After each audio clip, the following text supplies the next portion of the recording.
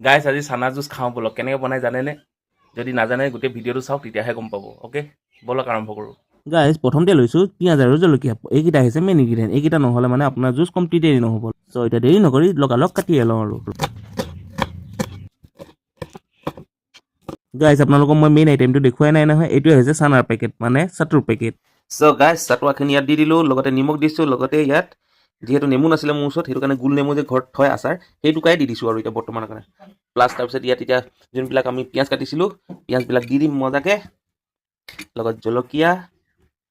লগত অকণমান ক'লা নিমখ আৰু নিমখ ঢালি দিম লগতে চাট মছলা হ'লে ভাল হয় কিন্তু এতিয়া চাট মছলা নাই এনেকৈ খাব লাগিব আজি বেলেগ এদিন চাট মছলা দি কিনে খাম গাইছ এতিয়া অকণমান পানী দিব লাগিব পানী দি লওঁ অ'কে গাইছ এতিয়া পানী ঢালি দিওঁ ইয়াক এতিয়া ভালকৈ হিলাই দিওঁ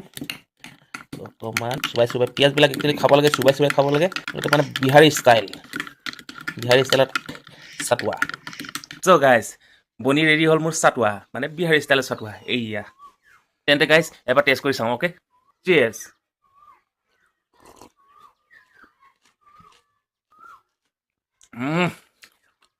বিৰাটে টেষ্টি গাইছ